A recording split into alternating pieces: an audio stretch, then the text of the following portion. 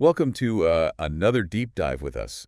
This time we're headed to 1980s Chicago, Oh, yeah. the city where the American dream got tangled up with a booming drug trade. Yeah. And our main player in all this is Flukey Stokes, Wow.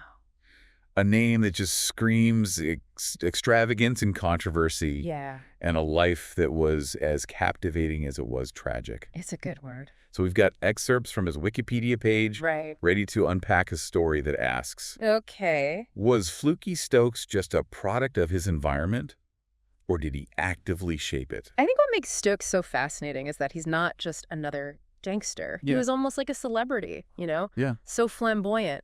His life really makes you question the allure of wealth and power, especially when they're obtained outside the law. Okay, so to really get into this, we got to set the stage. Yeah. Flukey Stokes wasn't just a drug kingpin. Right. He was known for, flaunting his wealth. Oh, yeah. Silk suits, diamond rings, high-stakes gambling in Las Vegas. Oh. He even claimed gambling as his income on tax returns. Oh, wow. It's like he wanted everyone to know he was living large. Yeah. Consequences be damned. That's a really good point. Right. It wasn't enough for him to just have money. He needed to be seen. Yeah. It makes you wonder if that was part of some big plan or just a deep need for recognition. And speaking of making a statement, Yeah, we can't talk about Flukey without talking about the Cadillac coffin. of course. So his son Willie, the Wimp Stokes Jr., was also involved in the drug trade, and sadly, he was murdered in '84. Yeah. And Flukey decided to give him a send-off no one would ever forget. This wasn't just any funeral. Oh, no. Willie was laid to rest in a custom-designed Cadillac Seville casket. Wow. It had working headlights and taillights, white wall tires, and even a personalized Wimp license plate. That's incredible. And he was dressed to the nines, a red suit, a gray hat, diamond rings, even had $100 bill stuck between his fingers. I'm picturing this whole thing, and it just seems unbelievable. I know. This wasn't just about honoring his son, was it? Yeah. Feels like a show of force. Yeah. Like a challenge to death itself. Exactly. Even in death, he's in control. It wasn't just grief, it was a message to the world. I'm still in charge. And that funeral became legendary, even inspiring Stevie Ray Vaughan's song, Willie the Wimp. Oh, wow.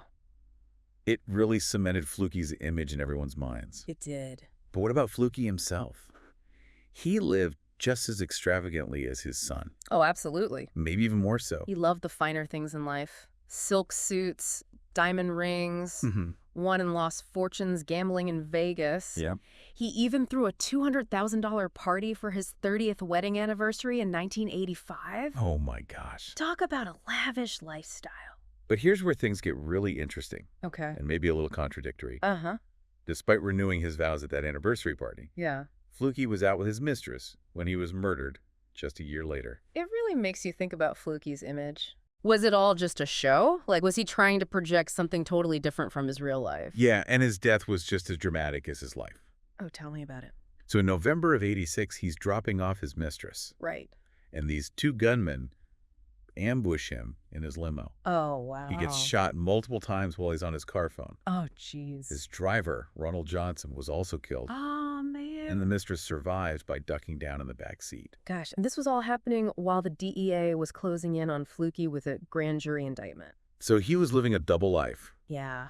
The flashy public figure and the target of a huge criminal investigation. What were they even looking at him for? Well, they were building a case against him for drug racketeering, running a criminal enterprise, and tax evasion. Sounds like Flukey's world was about to come crashing down. It really does. It's interesting how Flukey's life kind of mirrors what was happening in Chicago in the 80s. Yeah. You had this booming stock market, but also a lot of poverty and inequality.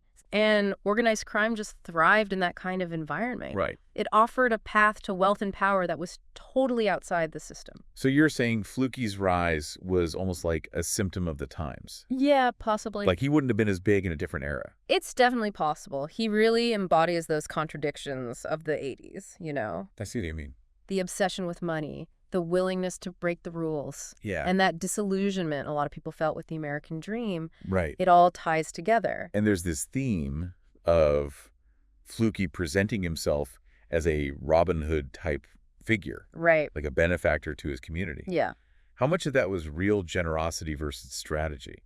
Hard to say for sure, but a lot of organized crime figures throughout history have cultivated that image. Yeah. Providing for the community helps them gain acceptance, Yeah. which lets them operate more freely. So it's like a trade-off. Yeah. They give material support, and the community looks the other way. Yeah. But people knew what Flukey was doing, right? Of course. So how does that work? It creates a moral gray area. I guess so. People see the good deeds. Yeah. And it's harder to condemn them. It's like a blurred line. Yeah. Especially in communities where poverty and lack of opportunity are widespread. Right. It's a reminder that the lines between good and evil aren't always clear. Yeah. And Flukey's story still resonates with people today, even decades later. Mm-hmm. Why do you think that is? I think there's a fascination with people who live outside the rules. Yeah. Those who achieve a level of success most can only dream of. Even if it's through illegal means. Yeah. Right. It's the allure of the anti-hero. Yeah. The bad boy with a heart of gold. But we can't forget, Flukey contributed to the problems that plagued his community. Oh, absolutely. Right. While his generosity might have helped some people, his involvement in the drug trade definitely caused harm. Yeah. And it perpetuated those cycles of poverty and violence. It's like a reminder that even the most captivating stories can have a dark side. Mm. And Flukey's own downfall came pretty quickly. You did. Remember, he was dressed really casually when he was murdered? Yeah. It was a huge contrast to his usual flashy style. Almost like he had a feeling something was coming. Really? Sweatpants, sneakers, no jewelry. Like he knew it was over. Like his world of luxury and power was about to disappear. And even in death, Flukey made a statement. He did. His funeral was more low-key than his son's, but it was still an event. Yeah. Over 7,000 people attended. Wow. Shows how much he impacted the community. It does. He was buried in a custom coffin with a powder blue interior. Oh, wow. And he was dressed up in a blue suit, silk shirt, tie, handkerchief, python shoes, sunglasses, a portable telephone. A portable phone. Yeah. It's almost funny, but it shows his need to be connected, to be in control. Even in death. Right. Like he wanted to decide how he'd be remembered. Exactly. It's like the Cadillac coffin all over again. Yeah. They both seem to defy death, projecting an image of power and wealth that goes beyond the grave. But what about the people who went to those funerals? Yeah. What do you think brought them there? I don't know.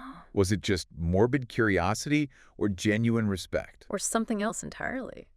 It's wild how Flukey Stokes built his empire on illegal stuff, but still had this big presence in his community. Yeah.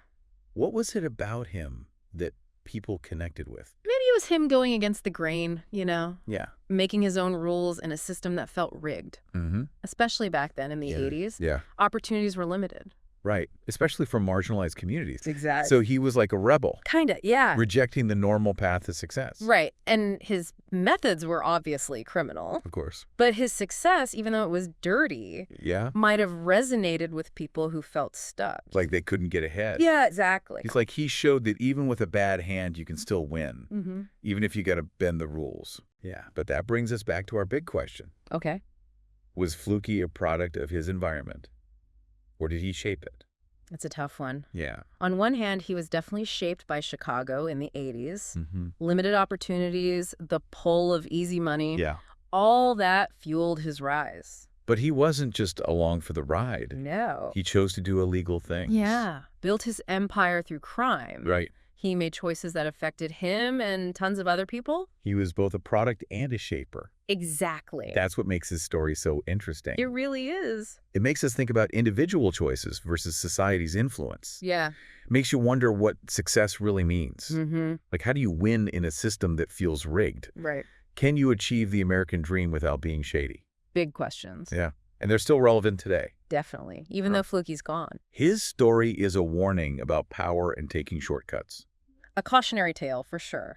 It reminds us that illegal success comes at a cost. Yeah. Not just for you, but for everyone. It does. Behind all the flash and wealth, Mm-hmm. there's real pain Real consequences. that we can't ignore. You can't. So as we wrap up this deep dive on Flukey Stokes, Okay. we'll leave you with this. Right.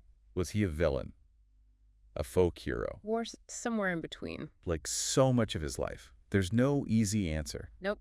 It makes us think about our own values. Yeah. What would we sacrifice for success? What compromises would we make? And it forces us to confront how complex people are. Exactly. Flukey Stokes lived on the edge, He did. full of contradictions. So many layers. And his story even decades later, still fascinates us. It does. Thanks for joining us on this deep dive. Yeah, thanks for listening. We hope it sparked some curiosity and gave you something to think about. Definitely. Remember, every story has layers, and even a life as crazy as Flukey Stokes Yeah. can teach us about ourselves and the world. Absolutely.